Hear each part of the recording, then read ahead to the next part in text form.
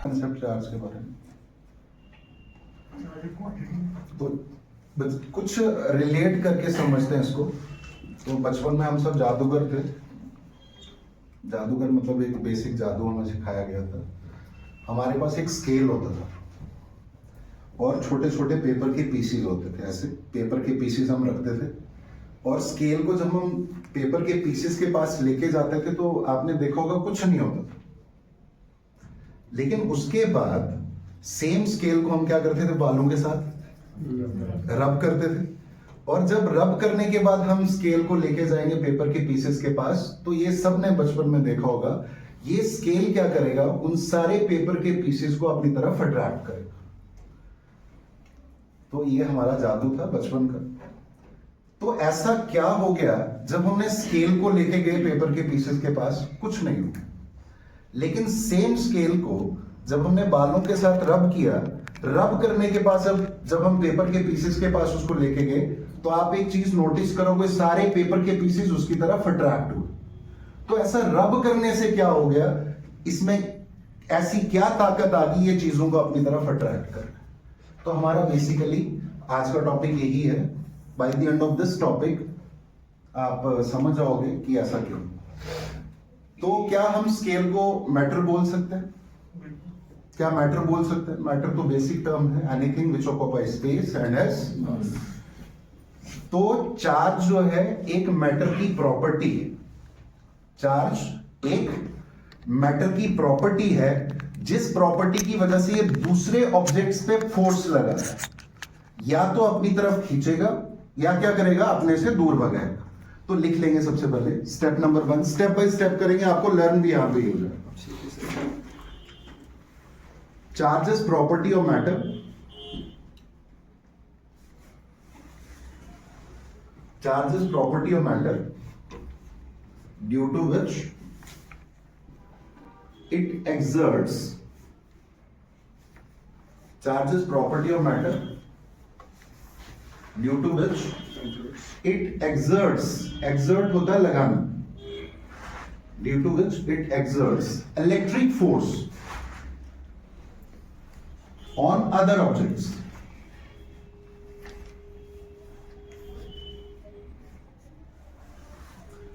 तो चार्ज एक मैटर की प्रॉपर्टी है, जिस प्रॉपर्टी की वजह से वो दूसरे ऑब्जेक्ट्स पे क्या लगाता है, फोर्स। या तो अपनी तरफ खींचेगा या दूर भगाएगा। दूर भगाने की भी मैं एक एग्जांपल देता हूं आपको।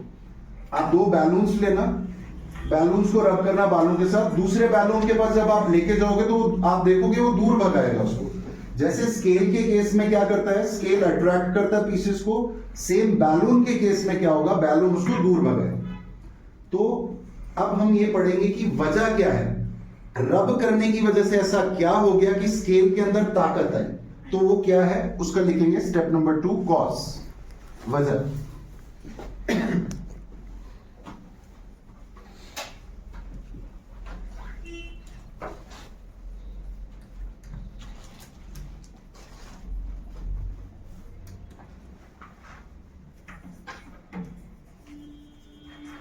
कॉज आप ओरिजिन भी लिख सकते हो उसको, ओरिजिन। हर एक चीज इस दुनिया में, जो भी चीज है बच्चों, सॉरी सर, टीचर्स, वो एटम्स की बनी है। किसकी बनी है? अब एटम का अगर आप स्ट्रक्चर देखोगे,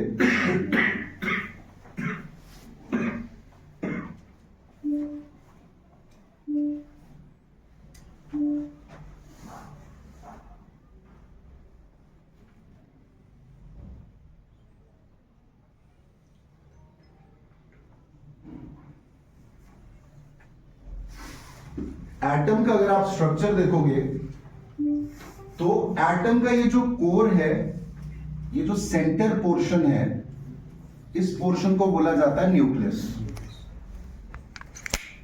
होपफुली 10 तक हम सब ने पढ़ा है, हर एक चीज एटम्स की बनी है, इंक्लूडिंग ह्यूमंस। और एटम का अगर बेसिक स्ट्रक्चर देखें तो एटम का जो कोर है, this core, it is known as nucleus. और न्यूक्लियस के अंदर जो पार्टिकल्स होंगे, that are known as nucleons. Yes, उसको उनको क्या बोल सकते हो? और वो होते कौन कौन से? Protons and neutrons. और ये उसके बाहर से जो ये ऑर्बिट्स हैं, इनमें क्या होता है? इलेक्ट्रॉन रिवॉल्व करते हैं।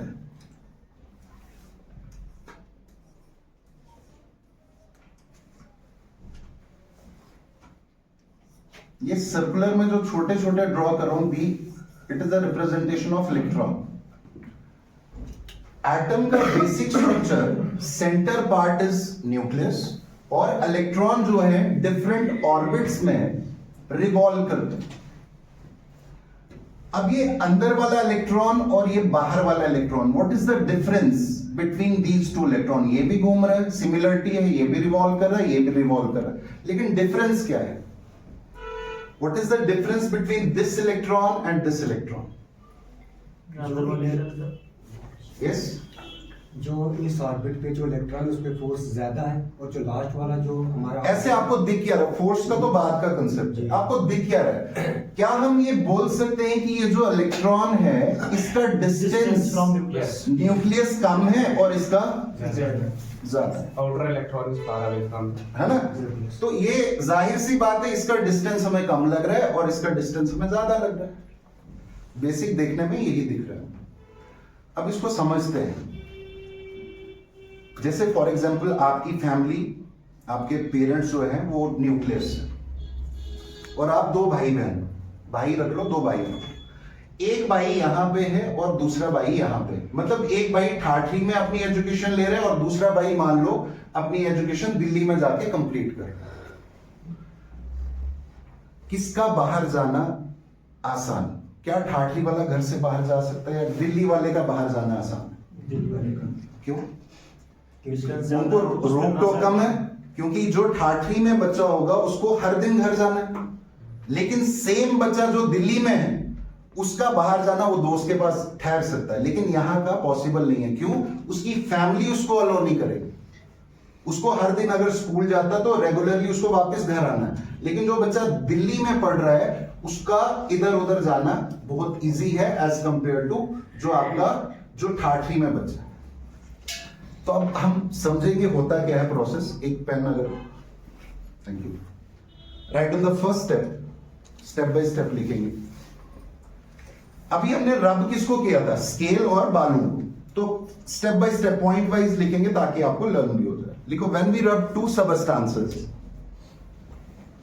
Against each other, when we rub two substances against each other, electrons are transferred from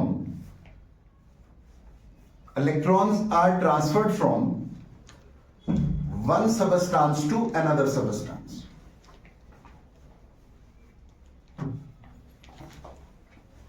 When we rub two substances against each other, electrons are transferred from one substance to another substance.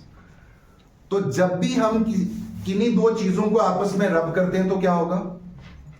ये देखो, अभी ये दो चीजें, एक मेरे पास stylus है, एक मेरी उंगली है। जब भी हम दो चीजों को आपस में रब करेंगे तो क्या होगा? इलेक्ट्रॉन्स एक सबस्टेंस से निकलेंगे और कहां ट्रांसफर हो जाएंगे? दूसरे में। ये स्टेप क्लियर है?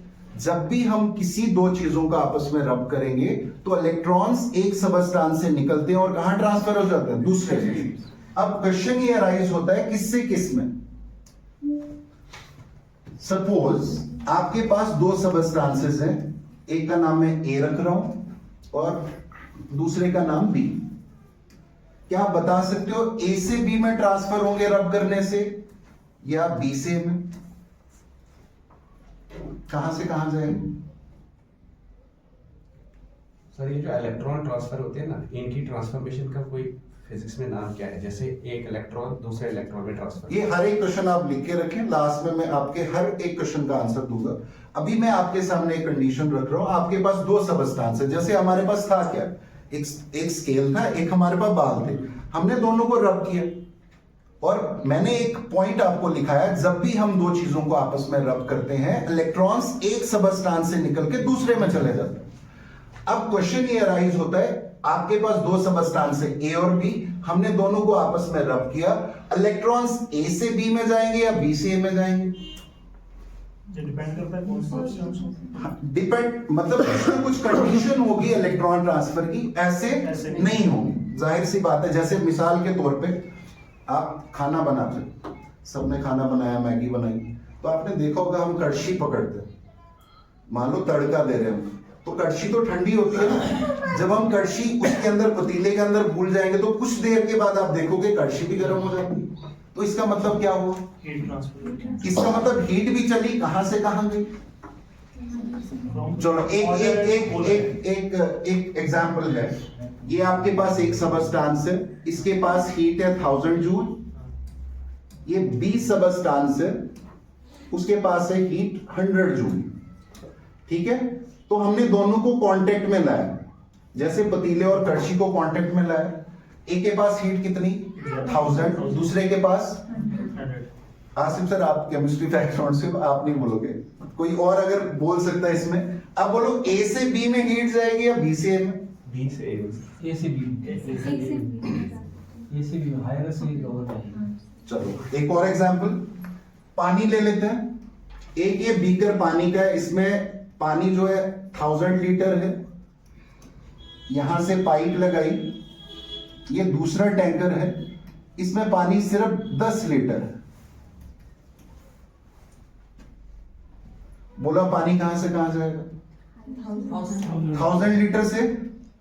अगर मैं यहां 11000 लीटर लिख लूं फिर कहां जाएगा? तो सर बराबर बनाओ, तब भी नीचे ही आएगा। हाँ, तो तभी मैंने नीचे रखा है। अब देखो पानी डिसाइड नहीं करेगा वो कहां से कहां जाएगा, पानी का लेवल डिसाइड करेगा वो कहां से कहां जाएगा। देखो यहां 1000 लीटर है, यहां 11000 लीटर है, तो पानी हमेशा higher level to lower level flow करता है। तो पानी डिसाइड नहीं करेगा वो कहां जाएगा, पानी का लेवल डिसाइड करेगा वो कहां से कहां जाएगा। जैसे पानी हायर लेवल टू कहां लेवल फ्लो करेगा, लोअर। वैसे ही हीट का भी कंसेप्ट है, हीट कहां से कहां फ्लो करेगी, हीट डिसाइड नहीं करेगी, टेम्परेचर डिसाइड करेगी कि वो कहां से कहां जाएगा। क्लियर? वैसे ही यहां पे भी कंडीशन है, जब भी हम दो चीजों को आपस में रब करते हैं तो इलेक्ट्रॉन ट्रांसफर होते हैं। अब कहां से कहां होंगे वो डिसाइड करने के लिए कंडीशन। सपोज एक के पास, एक सबस्टांस के पास इलेक्ट्रॉन लूजली बाउंड है और एक सबस्टांस के पास इलेक्ट्रॉन्स टाइटली बाउंड है। टाइटली बाउंड का मतलब देखो यहां पे ये न्यूक्लियस, ये ऑर्बिट्स। दूसरे सबस्टांस का कुछ एटम्स इस तरह के होंगे,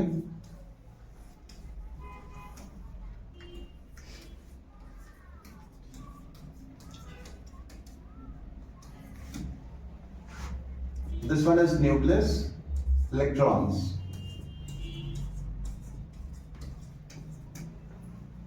अब 20 सबस्टांस के पास एटम्स का कुछ इस तरह का स्ट्रक्चर है, ए के पास कुछ इस तरह का है। अब यहां पे बात करोगे, ये देखो ये जो इस सबस्टांस के जो एटम है, ये वाला इलेक्ट्रॉन अगर देखोगे इसका डिस्टेंस ज्यादा, न्यूक्लियस से ज्यादा। इस सबस्टांस के पास इलेक्ट्रॉन, यहां देखो डिस्टेंस कम, मतलब इस सबस्टांस के पास जितने भी एटम्स हैं they are tightly bound with the nucleus.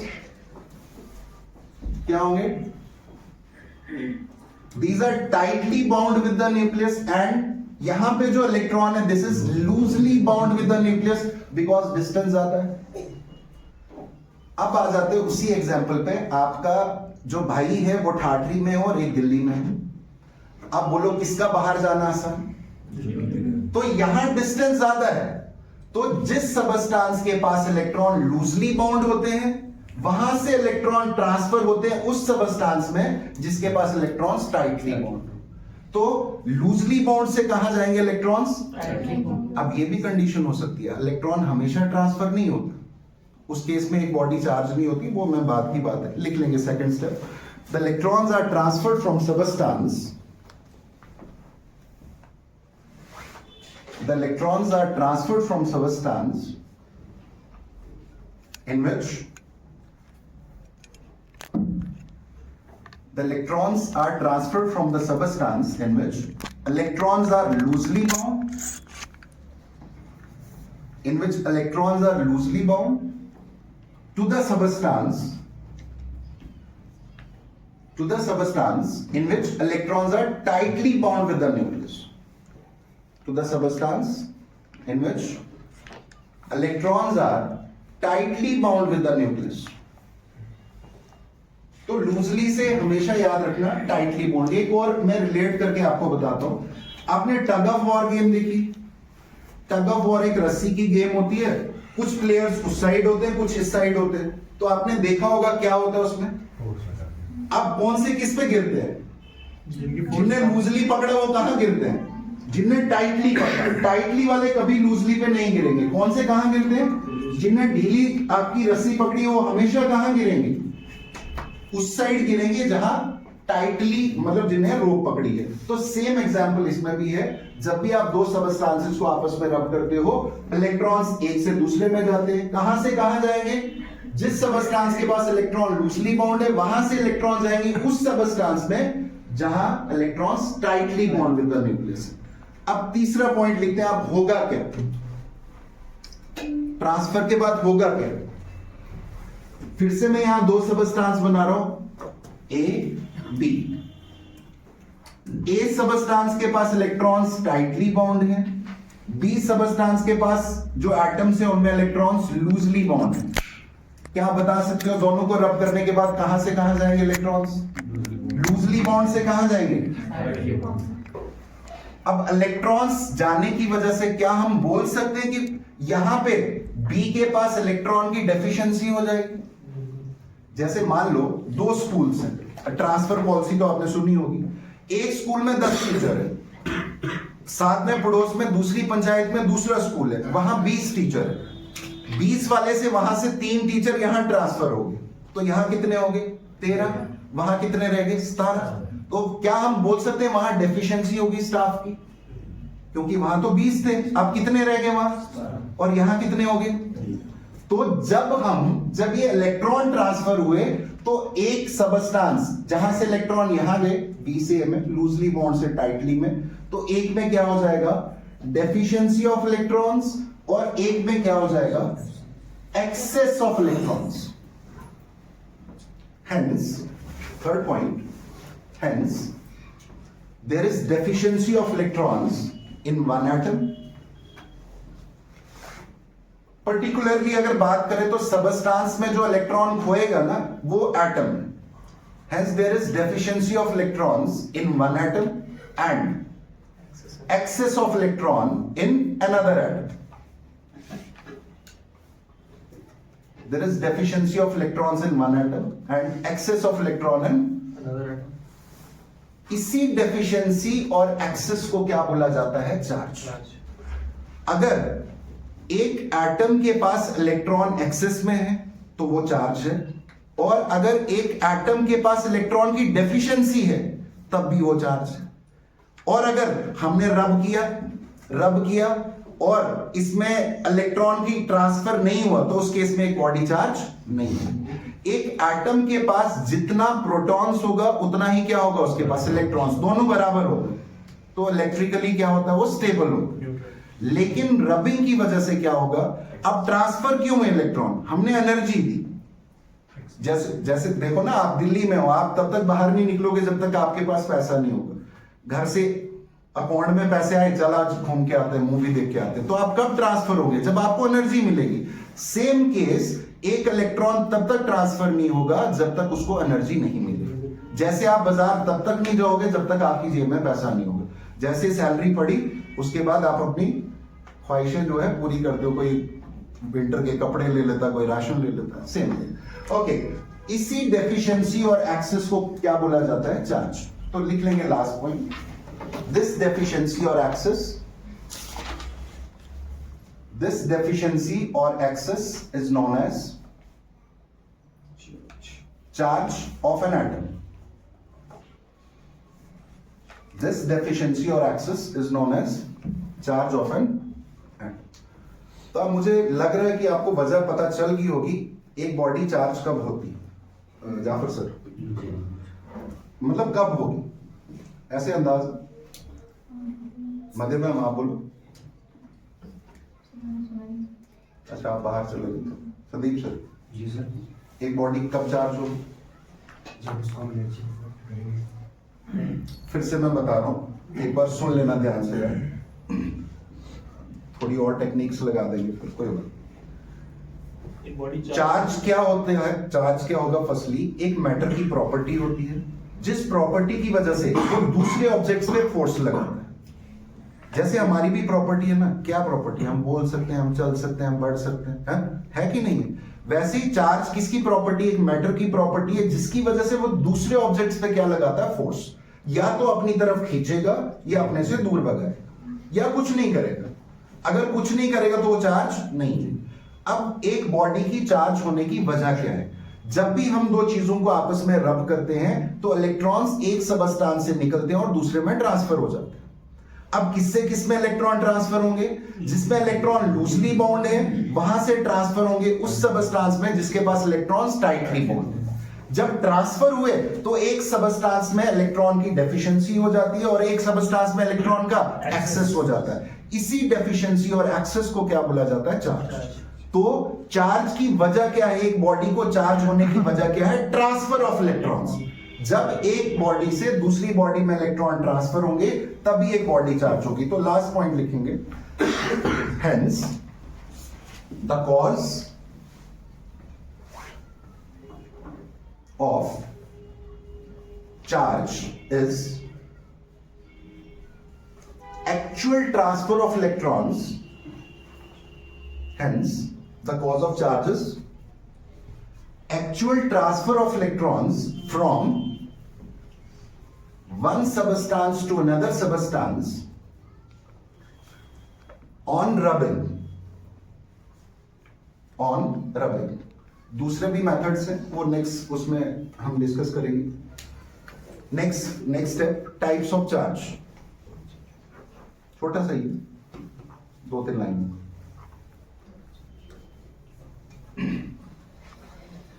तो होप आप सबने शोले मूवी देखी होगी, सबने देखी है, जया वीरू वाली। तो पहले के टाइम में आपको पता ही है, गाड़ियां वगैरह, पैसा तो होता नहीं था हमारे पास। तो हमारे पास क्या था? अनाज। तो लोग क्या करते थे? अपनी फसलें वगैरह वो करते, उसी से गुजारा होता था।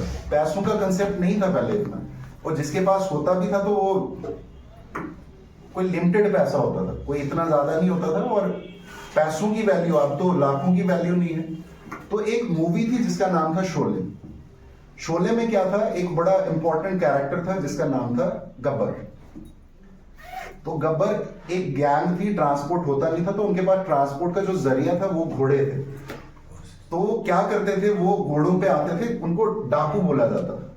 तो घोड़ों पे आके क्या करते थे? वो गांव वालों निकलो बाहर, और उनसे वो छीनते थे।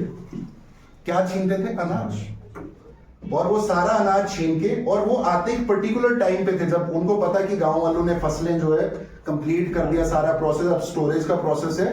तो वो डाकू पूरे गब्बर आके वो क्या करते थे? वो सबका अनाज लेके चले जाते थे। मतलब वो छीनते थे। छीनना मतलब लेते थे। अब बोलो, उसको आप नेगेटिव कैरेक्टर बोलोगे या पॉजिटिव? गब्बर को जाहिर सी बात है आप नेगेटिव ही बोलोगे। किसको नेगेटिव बोलोगे? जो छीनेगा। और फिर दो इंपॉर्टेंट कैरेक्टर आते हैं, जया वीरू, धर्मेंद्र और अमिताभ बच्चन। तो वो क्या करते थे? क्योंकि वो पावरफुल थे, उनसे वो छीन नहीं सकते थे, तो वो क्या करते थे? वो देते थे, चल तेरा छीन लिया, मेरा ले लो, कोई बात नहीं, ठीक है।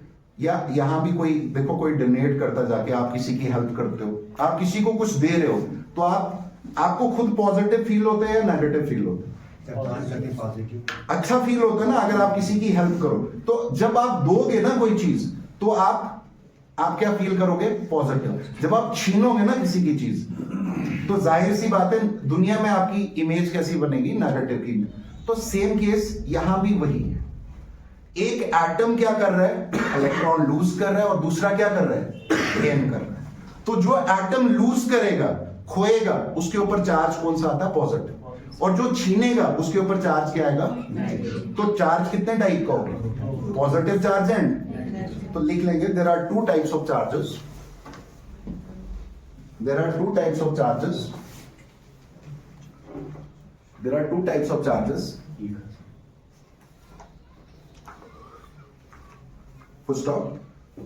The atom which loses electrons, the atom which loses electrons acquire positive charge. The atom which loses electrons acquire positive charge. Acquires. positive charge. The atom which loses electron acquire positive charge. Acquire or acquires? Acquire. Individual है तो acquire ही है. And the atom which gains electron, It's negative charge. and the atom which gains electron acquires Negative. negative charge. तो charge दो type का होगा, एक positive होगा और एक Negative. लास्ट है प्रॉपर्टीज ऑफ चार्ज. इस कंप्लीट ही कर लेते हैं इसको. प्रॉपर्टीज ऑफ चार्ज अभी लर्न भी करना है, अभी काफी. Properties of charge. अब इसको भी समझते हैं एक रिलेट करके. बचपन में आपने देखा होगा सिबलिंग्स जो होते हैं वो भाई भाई होते हैं, क्या करते हैं आप आपस में देखो क्या करते रहते हैं. लड़ाई. एक जैसे को हम लाइक बोल सकते हैं. बचपन से रिलेट करो. अभी तो फोन की वजह से हमारी लाइफ जो है काफी डिस्टर्ब हो गई. लेकिन अगर आप बचपन जब हम इनोसेंट थे, हमारे पास फोन वगैरह गंदगी नहीं होती थी, उस टाइम की अगर मैं बात करूं तो भाई भाई बहन बहन. एक दिन तो मेरी सिस्टर ने टॉर्च मारनी में गया तो टॉर्च मार दी, तो उसने इंटेंशनली नहीं मारी थी, ऐसे किया तो मैं ऐसे किया होगा तो लगी, तो यहाँ से ना ब्लड की एक पिचकारी निकलने शुरू होगी. तो मैं चुप और वो रोने शुरू हो गई. तो हम मैं और सिस्टर ग्रीन मॉडल में पढ़ते थे. आई वाज इन सेकंड और वो 5th में थे शायद. तो मैं चुप और वो रोने शुरू होगी और क्यों एकदम से ब्लड का वो ना यहाँ से बहने शुरू हो गया. तो बोलती है बंद करने दे उसको. मैंने कहा नहीं ऐसे नहीं, पैसे ऐसे. तो फिर 100 रुपया दिया, 100 रुपया रखा जेब में. मैंने कहा बंद कर दिया. तो कहने का मतलब क्या है कि जो एक जैसे है ना, प्यार बड़ा होता है लेकिन वो क्या करते हैं, तू दूर रह मेरे से. तो लाइक जो एक जैसे होते हैं ना वो दूर भागते हैं. और मान लो अगर हमारे घर कोई मासी का लड़का आ गया या कोई आ गया, चिपक जाते हैं ना उसके साथ. नहीं आज इकट्ठे सोएंगे हम, कपड़े भी मेरे शेयर कर ले. बचपन से मैं आपको बचपन की बात कर रहा हूं. तो अनलाइक क्या करेगा, आपस में अट्रैक्ट. और जो लाइक होता है ना वो हमेशा क्या करेगा, रिपेल करेगा. तो जो लाइक चार्जेस हैं, लाइक जैसे फॉर एग्जांपल चार्ज तो दो ही हैं, पॉजिटिव पॉजिटिव नेगेटिव नेगेटिव. एक जैसे जो चार्जेस हैं वो हमेशा क्या करेंगे, आपस में रिपेल करेंगे. तो पहली प्रॉपर्टी यही लिख लेंगे, like charges repel each other. Like charges repel each other and unlike charges attract each other. Hopefully सबने लिखा हो. Like charges repel each other and unlike charges attract. ठीक है, रिलेट करके भी. और ऐसा रियल लाइफ में भी हम हमारे साथ होता है. दूसरा चार्जेस कंजर्व्ड भी मैं आपको समझाता हूं क्या होता है.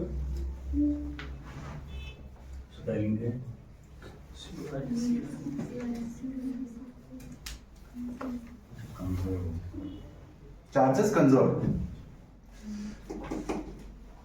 ऐसी चीज जिसको हम ना बना सकें ना ही उसको खत्म कर सकें, ऐसी चीज को हम बोल सकते हैं कंजर्व.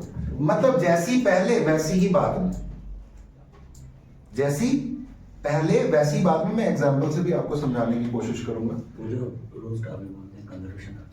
हाँ, कंजर्वेशन ऑफ मास भी है. ठीक है, आपने कंजर्वेशन ऑफ एनर्जी भी हमने 9th-10th की क्लासेस में पढ़ा है. तो चार्ज भी कंजर्व्ड है. मतलब चार्ज को ना हम बना सकते हैं ना ही डिस्ट्रॉय कर सकते हैं. हाँ, इसको ट्रांसफर कर सकते हैं, जैसे हमने रबिंग से ट्रांसफर किया, ट्रांसफर कर सकते हैं. दूसरी एग्जांपल देता हूं मैं आपको कंजर्व्ड की. होपफुली आप भूलोगे नहीं. छोटी क्लासों में हमने पढ़ा था it can neither be created nor be destroyed but can be transferred from one part of the system to another. अब एक सिस्टम की बात ले लेते हैं.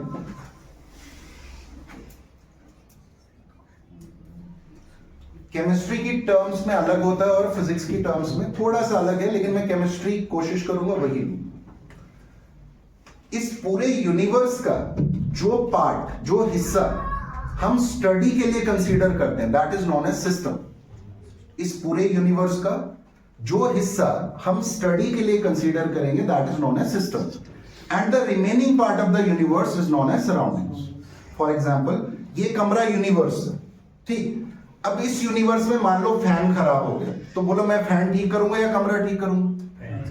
तो फैन मेरे लिए क्या हुआ? सिस्टम, और रिमेनिंग रूम क्या हो गया? सराउंडिंग्स। अब सिस्टम 3 टाइप्स के होते हैं। एक होता ओपन सिस्टम। क्लोज सिस्टम है। ओपन सिस्टम में क्या होगा? समझते हो ओपन सिस्टम? किचन से ही समझेंगे इसको। ओपन सिस्टम, मान लो आपने एक पतीले में पानी डाला और उसको हीट दी, गैस पे रखा, इसके साथ क्या होगा? बॉयल हो। अगर हम इस पतीले के बाहर से ऐसे हाथ रखें तो क्या आपको हीट फील होगी? जाहिर सी बात है। तो मतलब इस पतीले को हम स्टडी करें तो ये हो गया system, and the remaining part is known as surrounding. ये क्या हो गया? सिस्टम, और ये क्या हो गया? सराउंडिंग। अब बाहर सिस्टम से सराउंडिंग्स में क्या जा रहा है? एनर्जी जा रही है, और मैटर। एनर्जी जा रही है, मतलब heat is form of energy, बिल्कुल हमें जाहिर देखने को मिलती है। और आप देखोगे कंटिन्यूअसली अगर आप इसको बॉईल करोगे तो पानी भी कम होता जाएगा। तो पानी इज अ मैटर, तो बाहर सराउंडिंग्स में एनर्जी भी जा रही है और मैटर भी जा रहा है। तो ऐसा सिस्टम कौन सा सिस्टम होगा? Open system. ओपन सिस्टम एक ऐसा सिस्टम होता है जिससे सराउंडिंग्स में एनर्जी भी ट्रांसफर हो और क्या चीज ट्रांसफर हो? मैटर भी ट्रांसफर। ओपन। और दूसरा है क्लोज सिस्टम। क्लोज सिस्टम एक ऐसा सिस्टम होता है जिसमें सराउंडिंग्स में सिर्फ क्या जाए? एनर्जी, मैटर ट्रांसफर ना हो। जैसे सर्दियों का टाइम है आज, तो हमारे पास एक हॉट वाटर बॉटल है, हम पानी बॉईल करते हैं और वो रबड़ की बोतल में डालते हैं और उसको बंद करके रजाई में रख देते हैं। अब पानी तो उसके बोतल के अंदर ही रहता है, मैटर बाहर सिर्फ क्या आता है? हीट आती है। तो मतलब ऐसा सिस्टम जिससे बाहर सराउंडिंग में सिर्फ एनर्जी आए, मैटर ट्रांसफर ना हो। पानी बाहर नहीं आता, सिर्फ क्या चीज बाहर आती है? तो ऐसा सिस्टम होगा closed system. And the third one is isolated system. Isolated system एक ऐसा सिस्टम होता है जिससे सराउंडिंग्स में बाहर ना एनर्जी आए ना मैटर है। ये भी किचन में एग्जांपल है हमारे पास, थर्मस, ठीक है, परफेक्टली आइसोलेटेड नहीं होती है। लेकिन अगर आप बात करो थर्मस में क्या रखोगे, अगर गर्म रखोगे क्या रहता है? मतलब बाहर ना एनर्जी आ रही है ना मैटर आ रहा, तो ऐसा सिस्टम कौन सा होगा?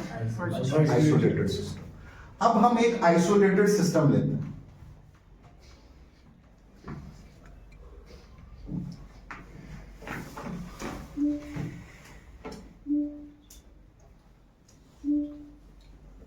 काफी स्लो हो गया।